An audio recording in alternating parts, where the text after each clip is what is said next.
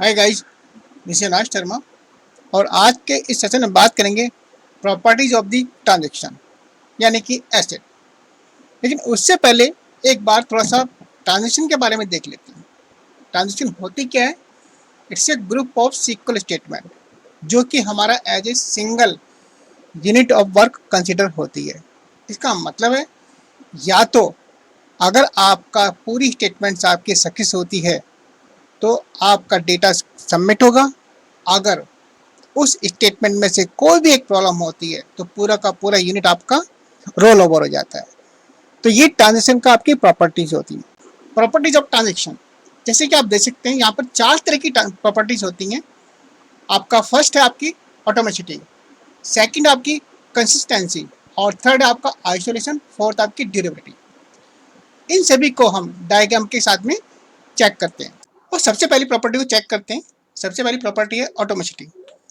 इसका मतलब क्या है?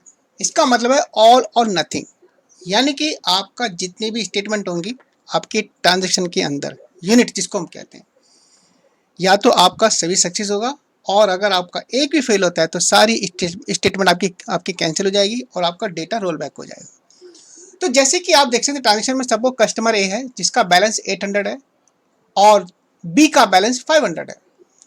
तो कस्टमर ए ने बी को 200 ट्रांसफ़र किए, यहाँ पर आपका 200 आ गया और इसका बैलेंस हो गया 700 और इसका बैलेंस हो गया 600 लेस होकर के।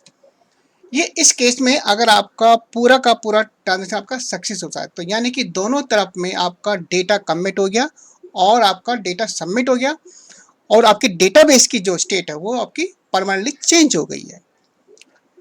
सपोज ट्रांजेक्शन फेल होता है, अगर कस्टमर ए ने जैसे बैलेंस आपका 800 था, 200 आपको ट्रांसफ़र किए बी को, उसका बैलेंस 500 था, लेकिन ट्रांजेक्शन किसी वजह से फेल हो गया तो आपका दोनों तरफ की एंट्री रोल बैक हो जाएगी और दोनों तरफ का जो डेटाबेस का स्टेट आपका सेम हो जाएगा, यानी कि जो प्रीवियस था।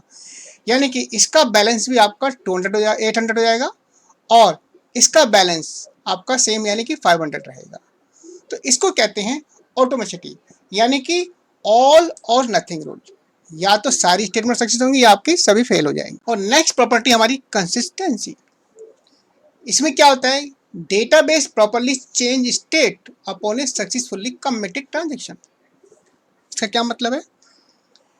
आप जब भी कोई ट्रांजेक्शन करते हैं यानी कि मल्टीपल ट्रांजेक्शन करते हैं तो एक ट्रांजेक्शन के बाद में आपका उसका जो स्टेट चेंज होना चाहिए डेटाबेस का, और दूसरी ट्रांजेक्शन को तभी विजिबल होना चाहिए जबकि पहली ट्रांजेक्शन का आपका स्टेट कमिट हो जाए डेटाबेस का। इसको एग्जांपल समझते हैं। कस्टमर ए जिसका इनिशियल बैलेंस है 800, उसने ट्रांसफ़र किए बी को 200 और बी का आपका बैलेंस था 500 और 200 के बाद 700। यहाँ पर एक ये ट्रांजेक्शन आपकी सक्सेस हो गई और इस डेटाबेस का आपका स्टेट चेंज हो गया, 600 हो गया। इसी तरह से आपका बी का भी डेटाबेस का स्टेट चेंज हो गया, यानी कि आपका 700 हो गया। अब उसने सी को ट्रांसफ़र किए 300। जो सेकंड ट्रांजेक्शन है उसको जो बैलेंस विजिबल है वो आपका 600 है, क्योंकि यहाँ पर इस डेटाबेस में आपका जो स्टेट है, डेटाबेस का जो स्टेट है उसमें कंसिस्टेंसी मेंटेन हो रही है। तो 600 के बाद आपका 300 यहाँ पर ट्रांसफ़र हुआ सी को और सी का बैलेंस 500 था, अब हो गया आपका 800। तो यहाँ भी आपकी कंसिस्टेंसी आपका चेंज हो रहा है डेटाबेस का स्टेट और आपका बी में भी चेंज हो रहा है। इसी तरह से फाइनली आपका कस्टमर है, उसका 2 ट्रांजेक्शन के बाद में जो बैलेंस है आपका 300। इसका मतलब ये है कि ट्रांजेक्शन के बाद में अगर सक्सेसफुल है तो डेटाबेस की जो आपकी स्टेट चेंज हो रही है उसमें कंसिस्टेंसी होनी चाहिए। Now the next property is the isolation. इसका मतलब क्या है? आइसोलेशन का मतलब है कि अगर आपका एक कस्टमर या एक सर्वर के ऊपर आपका मल्टीपल ट्रांजेक्शन हो रही है तो वो ट्रांजेक्शन आपका एक दूसरे को डिस्टर्ब नहीं करना चाहिए उनको। जैसे कि आप कस्टमर ए आपका 2 ट्रांजेक्शन कर रहा है, आपका कस्टमर बी के लिए कस्टमर सी, तो दोनों ट्रांजेक्शन आपस में इंडिपेंडेंटली काम कर रहे हैं और दोनों ट्रांजेक्शन का जो डेटा है वो एक दूसरे में आपका ओवरलैप नहीं करेगा और एक दूसरे के साथ में डेटा का आपका शेयरिंग नहीं हुआ। इसको बोलते हैं आइसोलेशन। और नेक्स्ट प्रॉपर्टी है durability.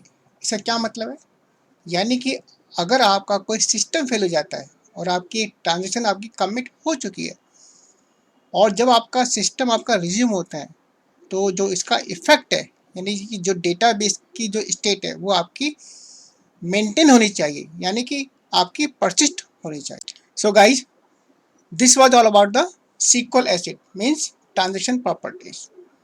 I hope you understood everything. Thanks for watching the video.